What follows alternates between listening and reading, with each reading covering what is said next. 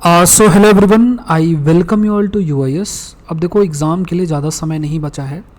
अब इसमें कुछ पॉइंट्स मैं आपसे डिस्कस करना चाहूँगा और जो पहली बार एग्ज़ाम देंगे उनको ये बातें थोड़ी सी ध्यान रखनी चाहिए और इन पॉइंट्स को आप ज़रूर से इम्प्लीमेंट करें। दो तीन पॉइंट्स हैं सामने के रूटीन में हमें क्या क्या बातें ध्यान में रखनी है। सबसे ज़रूरी चीज़ आती है कि 27 तारीख का जो समय, क्योंकि देखो 28 तारीख को आपको एग्ज़ाम है, 28 तारीख का एग्ज़ाम है और सेंटर में आप लोग को 8 बजे मॉर्निंग तक पहुंच ही जाना चाहिए, 8 सवा 8 मैक्सिमम, इससे ज़्यादा लेट नहीं होना चाहिए। आप जो भी शीट है उसको आप देखेंगे, जो एक बाहर चिपकी होती है उसमें आपको पता लगता है कि मेरा जो रूम है वो यहाँ पे है, मतलब स्कूल के बारे में पता होना और फिर उसमें आपका जो अलॉटेड रूम है वो कौन सा है, तो वो आपको जो भी असाइंड है उसका आपको पता होना चाहिए। और एक चीज़ थोड़ा सा मैं आपसे एक बात और बता देता हूँ, एक चीज़ और भी ध्यान में रखना। कई बार जैसे एक जयपुर की मैं आपको एक छोटी सी बात बताता हूँ। जयपुर में जैसे कई लोग का सेंटर आता है टैगोर स्कूल, आप टैगोर भी देखोगे ना तो एक जगह में 2-3 टैगोर स्कूल्स हैं।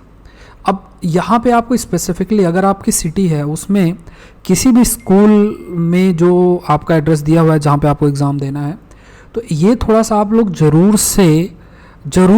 से इस चीज़ को कंफर्म करना और जो भी एड्रेस एडमिट कार्ड के अंदर लिखा हुआ है उसको कंफर्म करके ही वहाँ पहुँचना। एक ही नाम के 2 स्कूल भी कई बार हो जाते हैं, तो ऐसी स्थिति में उसमें स्पेसिफिकली जो लोकेशन दिया होता है, जो एडमिट कार्ड है ना उसमें दिया रहता है इस एरिया, ये एरिया है स्कूल, तो वो थोड़ा सा कंफर्म कर लेना। जनरली देखा जाए तो सब जगह ऐसा नहीं होता, बट जैसे मान लो जयपुर में ही टैगोर नाम से कई स्कूल्स हैं और एक ही जगह पे 2-2 स्कूल्स भी हैं उस नाम से। अगर आपकी सिटी में अभी ऐसा कुछ है तो ये थोड़ा सा ध्यान में रखना, क्योंकि लेट पहुंचेंगे बहुत बहुत बहुत टेंशन हो जाती है। अगर आप ज़्यादा लेट हो जाएगा तो हो सकता है पेपर भी देने ना दिया जाए, तो ये थोड़ा सा ये गलती नहीं करनी है, तो एक बैक ऑफ द माइंड इस बात को रखें। अब बात आ जाती है कि मुझे कितना पढ़ना चाहिए, till what time to study. 27 तारीख को मुझे किस समय तक जो है वो पढ़ना चाहिए। अब जो वो लोग पहले इस एग्ज़ाम को दे चुके हैं कई सारे, तो वो तो अपना खुद का प्लान बनाएंगे, उनके ऊपर है वो सारा चीज़। लेकिन देखो जनरली आप ये कोशिश आपको करना चाहिए कि ज़्यादा से ज़्यादा 5 PM 5 बजे शाम को आपको अपनी किताबें बंद कर देनी चाहिए। देखो माइंड में चलता रहता है यार, ये पढ़ लेता हूँ, ये रिवाइज़ कर लेता हूँ, इसको देख लेता हूँ, क्या पता इससे आ जाए, इस तरीके से। अब ये 5 बजे तक क्यों आपको पढ़ना चाहिए? 5 बजे तक जो भी फैक्चुअल एस्पेक्ट है, मान लो अमेंडमेंट आप देख रहे हो, कुछ आर्टिकल्स देख रहे हो, प्रीएम्बल देख रहे हो, डीप फंडामेंटल राइट्स देख रहे हो, कुछ GPI G20 कुछ ऐसी चीज़ें टॉपिक्स हैं, तो वो आप लोग थोड़ा सा गो थ्रू होते जा रहे हो। और जो भी आपने लिस्ट बना रखी है, तो एक स्पेसिफिक लिस्ट आपने बना रखी है, ये चीज़ें मुझे देख के जाना, गवर्नमेंट स्कीम देख के जाना, जो भी आपने स्पेसिफिक लिस्ट बना उसको आप 5 बजे तक ख़त्म कर लो। अब 5 बजे के बाद थोड़ा सा आप अपना प्रयास करो, अपने आप को समय दो, जैसे थोड़ा वॉक कर लिया, पार्क में गए वॉक कर लिया, कुछ अपने माइंड को प्रिपेयर करो। माइंड को प्रिपेयर करने का मतलब है कि हर स्थिति को इमेजिन करना कि मुझे ऐसे पेपर देना है, ये चीज़ें हैं, मतलब आपको ये जो टाइम पीरियड है, इस टाइम पीरियड में कोशिश करनी है कि मुझे अपने माइंड को प्रिपेयर करना है। यहाँ पे नॉलेज के लिए अपने आप को प्रिपेयर नहीं करना, क्योंकि जो भी नॉलेज आपने एक्वायर करनी थी वो आपने कर ली है। और 3 घंटे 4 घंटे में किसी चीज़ को आप पढ़ के और आपको लगेगा कि मेरे 15 क्वेश्चन से हो जाएंगे, ऐसा कभी नहीं होता है। जो चीज़ आपने पढ़ी है वही, जो पहले प्रैक्टिस की है, जो पढ़ी है वहीं से क्वेश्चन भी आपके सही होंगे। ये बात आप हमेशा माइंड में रखें। तो पहली चीज़ तो ये याद रखना है कि 5 PM के बियॉन्ड कोशिश करें कि आप अपने आप को टाइम दें। और ये थोड़ा सा देखें कि जो आपका जो आपका एक रूटीन है, जिस रूटीन में अगर आपने सेट किया हो कि ठीक है मैं इस समय तक सो जाता हूँ, तो उस हिसाब से आप लोग अपना सोने का कोशिश करें। एक तो ये आपको ध्यान में रखना। दूसरा एक सबसे ज़रूरी पॉइंट आता है कि आपको क्या पढ़ना चाहिए, व्हाट टू स्टडी। देखो हर सब्जेक्ट में आप ले लो, पॉलिटी का ले लो या हिस्ट्री का ले लो। अगर देखा जाए हिस्ट्री है, पॉलिटी है, ज्योग्राफी है, गवर्नमेंट स्कीम्स हैं, मैं कुछ पॉइंट्स आपको डिस्कस कर रहा हूँ, साइंस टेक्नोलॉजी है, इंटरनेशनल रिलेशन है, एग्रीकल्चर है, तो ये थोड़े से चीज़ें हैं। पॉलिटी में जैसे अमेंडमेंट्स देख लिए, प्रीएम्बल्स देख लिए, फंडामेंटल राइट्स देख लिए, DPSP देख ली, है ना, फंडामेंटल ड्यूटीज़ देख लिए।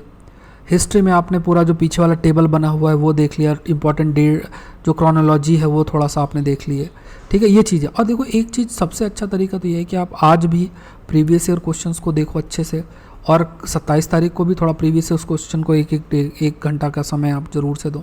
ज्योग्राफी में आप मैपिंग देखो, सबसे इंपॉर्टेंट मैपिंग है।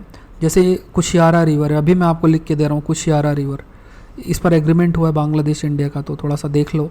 एजियन सी न्यूज़ में है, ग्रीस और टर्की के बीच में युद्ध है। पैसिफिक आइलैंड्स देख लो, ठीक है, पैसिफिक आइलैंड्स का देख लो। यूक्रेन का जो रीजन है उसको अपने ऑक्सफोर्ड एटलस में देखो। ब्लैक सी का जो इलाका है उसको देखो, ब्लैक सी है, सी ऑफ मरमरा, सी ऑफ अजो, ये सब चीज़ें हैं, ये सब आप देखो। ये सब रीजन्स इंपॉर्टेंट आपके लिए बन जाते हैं। फिर जैसे पर्शियन गल्फ है, इजिप्ट के इधर जो एरिया स्वेस कैनाल का इलाका है, किसको कनेक्ट करता है, ये थोड़ा सा आप लोग ज़रूर से गो थ्रू आपको होना चाहिए। गवर्नमेंट स्कीम्स फटाफट गो थ्रू, खासतौर से जो लेटेस्ट स्कीम है। साइंस एंड टेक्नोलॉजी में जैसे मान लो रिकॉम्बिनेंट वेरिएंट का कंसेप्ट है, रिकॉम्बिनेंट वेरिएंट का एक कंसेप्ट इमर्ज हुआ है। एक वीडियो भी मैंने आप लोग के लिए डाला था इसमें, बट अब 8-9 घंटे का वो सेशन है, तो आई विल नॉट सजेस्ट कि आप लोग कुछ नया पढ़ो।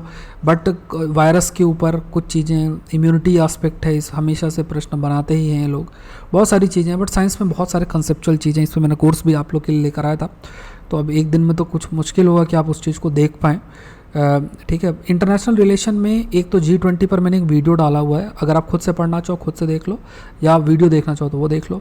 फिर जैसे मान लो फीफा वाला वर्ल्ड कप है, उसके वीडियो मैंने डाल रखा। फिर आपको G20 है, उसके बाद SCO के बारे में, GPAI के बारे में, वेसेनार अरेंजमेंट के बारे में, वेसेनार अरेंजमेंट के बारे में।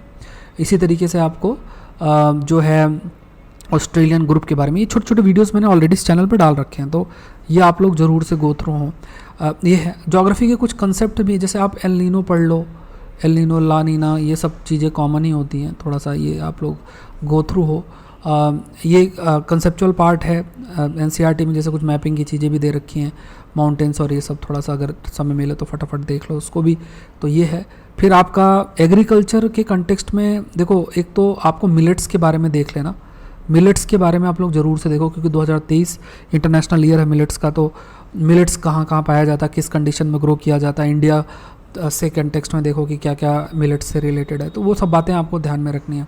तो ये सब बातें इतना अगर आप गो थ्रू, बाकी आपने जो भी लिस्ट बना रखे हैं, जैसे अमेंडमेंट्स, लेटेस्ट अमेंडमेंट्स हैं, कॉन्स्टिट्यूशनल अमेंडमेंट्स हैं, वो सब चीज़ें भी आप लोग को देखो, तो ये चीज़ें थोड़ा सा देखो। अब आपका बायोलॉजिकल क्लॉक थोड़ा सा कोशिश करो, जैसे आज 26 तारीख है, आज भी कोशिश करो कि 10 साढ़े 10 बजे सो जाओ।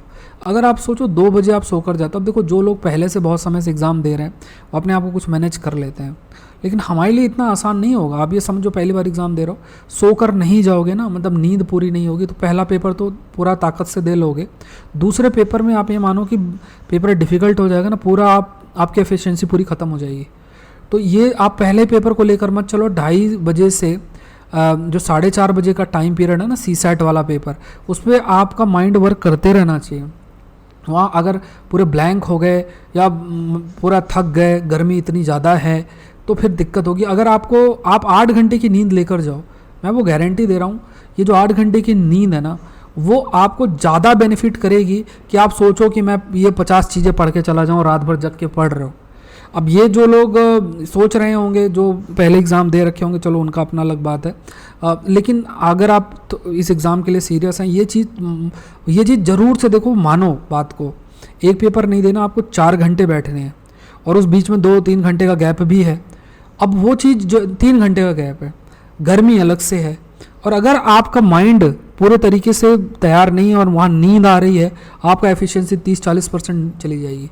और ये पेपर 1 में तो मैनेज कर लोगे, पेपर 2 में तो और दिक्कत हो जाएगी। ये एक्सपीरियंस के साथ मैं आपको कह रहा हूँ, तो ये चीज़ आप बिल्कुल गलती नहीं करना, अपने बायोलॉजिकल क्लॉक को ब्रेक मत करो। 10 साढ़े 10 बजे जो है लेट जाओ, 11 बजे तक नींद आ जाए, सुबह जल्दी उठ जाओ, जब नींद आए तो जल्दी उठ जाओ। और एक चीज़ मैं आपको और बताऊं, देखो अगर आपकी बायोलॉजिकल क्लॉक आपने सही नहीं की है, तो आज जो है 26 तारीख है, कोशिश करो आज कम सो लो, आज कोशिश करो कम सो लो। इसके बाद क्या है, 27 को जो है आप क्योंकि आज अगर आपने कम सोया तो 27 को आपको जम के नींद आएगी, तो 27 को सो जाओ। और 27 को मतलब 27 की सुबह से सोने मत लगना, मतलब कहने का मतलब वही रात का टाइम है 9-10, जब भी आपको नींद आए उस पर आप सो जाओ। अब जब फिर आप उठना है तो आप सुबह उठ जाओ, अगर आपको कोई चीज़ देखना है सुबह उठ जाओ, 4 बजे उठ जाओ, 4:30 बजे उठ जाओ, 5 बजे उठ जाओ, बट उस बीच में आप नींद ले लो, 7 घंटे 8 घंटे की नींद ले लो। ये चीज़ करना, क्योंकि अगर आप ये सोचो कि मैं 26 को 2 बजे सोऊं और 27 को मैं मुझे 10 बजे नींद आए, ऐसा कभी कभी कभी नहीं होगा।